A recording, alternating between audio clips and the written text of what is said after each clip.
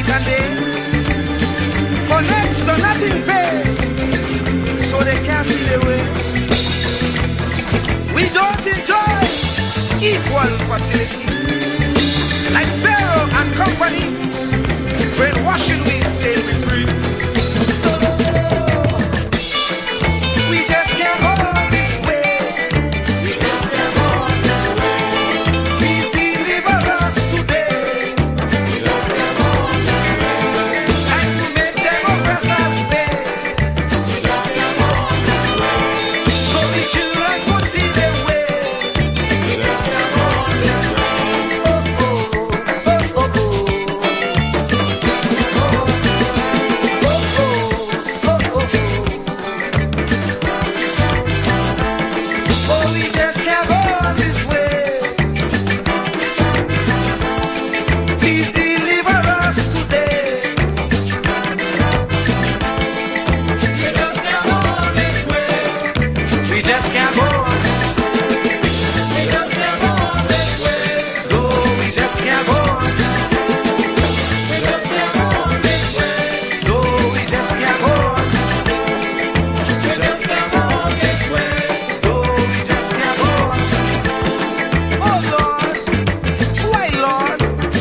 Suffer like this. You said that you would take care of the poor, just like you did in Egypt. When Pharaoh had the Israelites in bondage, you delivered them. But here again, we are in the same khaki pants. We have those modern Pharaohs who oppress the poor, who represents Israel. They confuse us with so much lie. Just come on this way. Not even thinking that we will realize.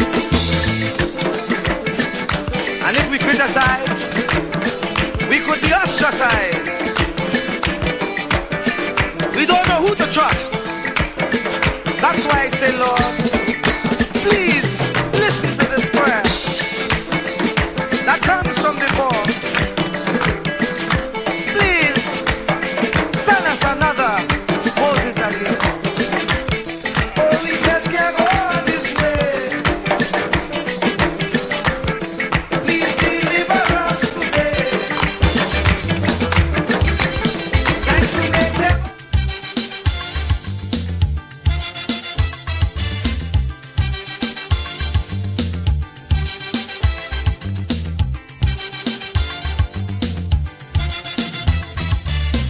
You get up one morning, your elders have something. You don't know how they get it, but you want to use it. But if you ask them old people to get the things what they went through, ask them this any day, and your parents sure to say, black man have to keep on jamming, for black man to get a little something. Make up your mind, brother, that you're able to get a pulley and jam with the devil. Why? Black man have to keep on jamming, for black man to get a little something. Make up your mind, brother, that you're ready to swim offshore and hold your boat steady. Black man have to keep on jamming, for black man to get a little something. So when you hear you get a little something with that dragon, now you keep watching, because I don't tell you already. Black man don't get nothing easy.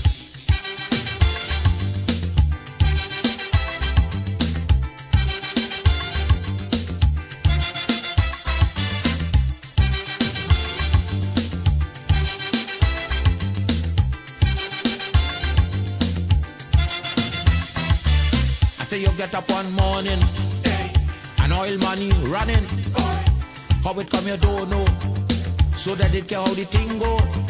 But if they read about Uriah, they wanna find out the pressure. How we get so much old hell to get a penny from TLL. Black man have to keep on jamming, for black man to get a little something. You got to take up your own cash money, pay people for your own refinery. Black man have to keep on jamming, for black man to get a little something. Make up your mind to be a magician, to make money out of scrap iron. Black man have to keep on jamming, for black man to get a little something. So when you hear you get a little something, with that eagle eye you keep watching, because I don't tell you already. Black man don't get nothing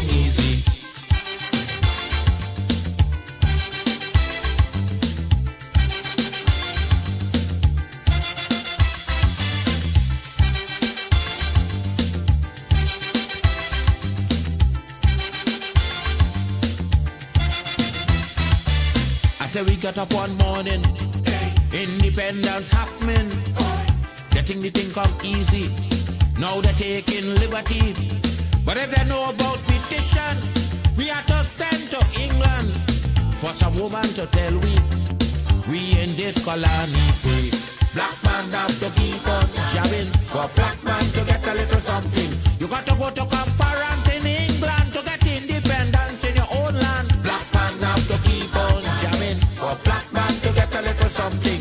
People hold you, humiliate you, turn on and sell you, and then they free you. Black man have to keep on jamming, for black man to get a little something. So when you hear you get a little something with that dragon, now you keep watching, because I don't tell you already. Black man don't get nothing easy.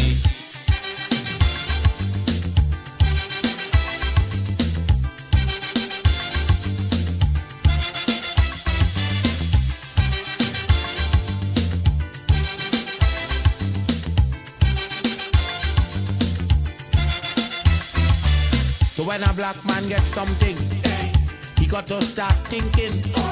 You get it there easy. You got to practice economy. From getting it from the slave master to become the landowner. Brother, it's a terrible journey, back with plenty brutality. Black man have to keep on jamming, for black man to get a little something. You got to rise up, you got to stand up, pick up your mind, you will always stay on top. Black man have to keep on jamming, for black man to get a little something. You got to go to conference in England to get independence in your own land. Black man have to keep on jamming, for black man to get a little something. You got to take up your own cash money, pay people for your own refinery. Black man have to keep on jamming, for black man to get a little something. Make up your mind to be a magician, to make money out of scrap iron. Black man have to keep on jamming.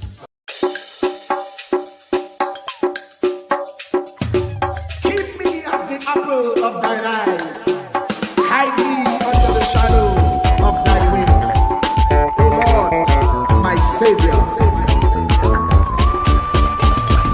It's so hard to deal with personal struggle.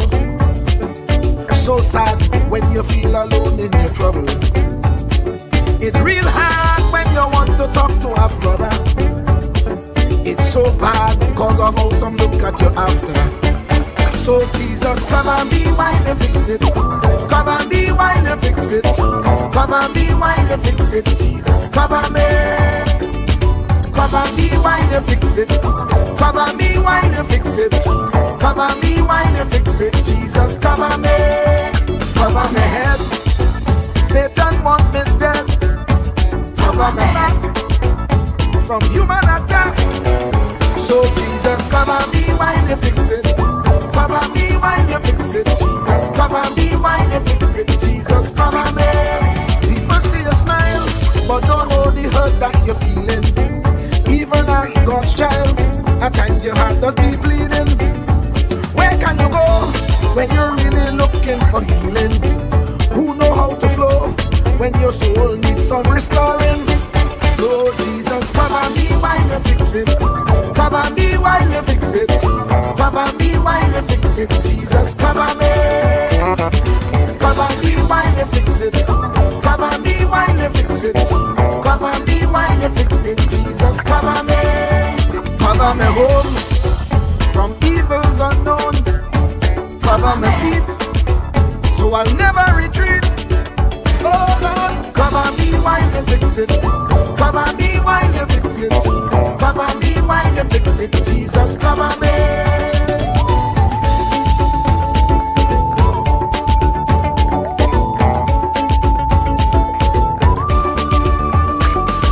Cover my brother, cover my sister, them who under pressure.